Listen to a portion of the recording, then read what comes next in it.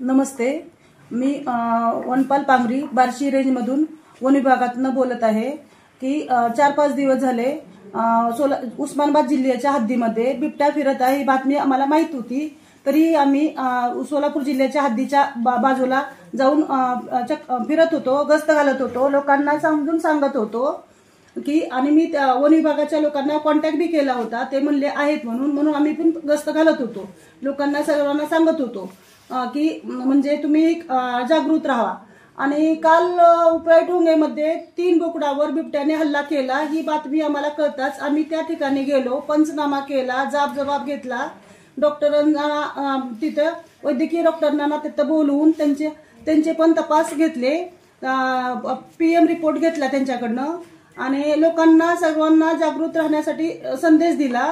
बिबट्याबद्दल संध्याकाळी लोक गावात जाताना त्यांनी हातात काठी, टॉर्च, मोबाईलवर गाणे लावावी, एकाने फिरू नये, लहान मुलांना खास करून सर्वांनी थोडं लहान मुलांकडे काळजी घ्यावी आणि आपली जनावरं जेवढे होईल तेवढं बंदिस्त ठिकाणी संध्याकाळच्या वेळेस ठेवावी।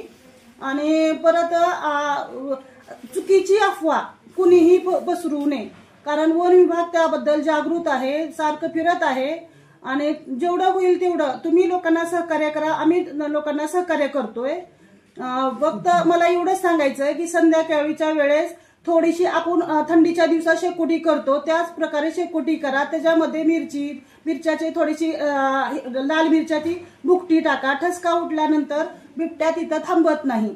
आणि तुम्ही ज्यावेळी शेतकरी लोक शेतात पाण्याला जातात त्यावेळी सोबत 2-3 जावा आणि हातात टॉर्च आणि लाकूड एक मोठं जरा थोडंसं तुम्हाला तुमच्या काही जर आलं तर तुम्हाला तुमचं संरक्षण करता यावं। उपाययोजनासाठी वन विभागाने भरपूर गस्त वाढवलेले आहेत, टॅप कॅमेरे लावलेले आहेत। जर नागरिकांना बिबट्या दिसला तर 1926 हा टोल फ्री क्रमांक वन विभागाचा आहे, त्याच्यावर तुम्ही कॉल करून आम्हाला कॉन्टॅक्ट करावे आणि सतर्क राहावा आणि सावधगिरी बाळगा। धन्यवाद।